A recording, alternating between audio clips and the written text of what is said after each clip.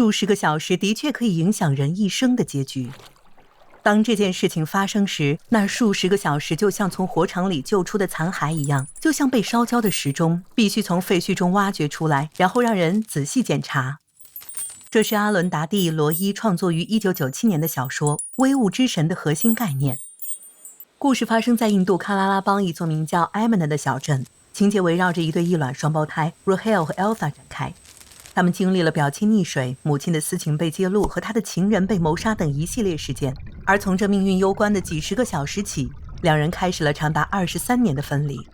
虽然小说从 Rahel 和 Elsa 的重逢写起，主要讲述的却是过去，以重现那些让他们分离的悲剧事件的细节。罗伊丰富的语言和巧妙的叙事，让他的《微物之神》一书获得了著名的布克奖。在书中，他审视了自己故国印度的文化，包括社会风俗与殖民历史。其中一个聚焦点是种姓制度，一种通过世袭社会阶层来划分人民的方式，其存在已有数千年之久。到20世纪中叶，原本与特定职业相关的4大种姓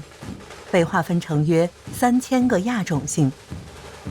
虽然印度1950年宪法明文废除了种姓制度，它仍持续影响着印度的社会生活，一如既往地致使低种姓人群边缘化。小说中 Rahel 和 Elsa 与一个名叫 Velutha 的人关系密切。Velutha 是他们家腌菜工厂的一名工人，并且来自所谓的贱民种姓。当 Velutha 和双胞胎的母亲安慕有了私情，他们违反了禁止不同种姓者建立亲密关系的原则。罗伊在书中称之为爱的法律。罗伊警示着两人关系的悲剧后果，将永远隐藏在平凡的事物里，例如挂衣钩、路上的焦油沥青以及无言的缄默。罗伊在写作中时常运用这些平凡事物，让即使最具悲剧性的时刻也充满了丰富的细节。小说从双胞胎的英国混血表亲 Sophie 溺水后的葬礼开始。家人们在哀悼时，教堂里的百合花因炎热而蜷曲，一只小蝙蝠爬上了葬礼的沙砾，眼泪从下巴上滴落下来，就像屋檐滴落的雨水。这部小说通过对过去的探索，展现了主人公们怎样在自己难以融入的环境以及政治动荡的国家中挣扎求存。安慕住在小镇的父母家里，邻居们因为他离婚而评头论足并疏远他，他因此倍感束缚，但努力不去对自己心爱的孩子们发脾气。与此同时 Velutha 努力平衡着自己与安慕的关系和双胞胎的友谊，自己在他们家的工作以及社会运动者的身份。他加入了新兴的共产主义反对运动，以反对英迪拉·甘地的绿色革命。20世纪60年代，名称具有误导性的绿色革命运动将化肥、杀虫剂和河流筑坝引入了印度。虽然这些政策带来了高产作物，避免了饥荒，但也使较低种姓的人们被迫离开自己的土地，并造成了大面积的环境污染。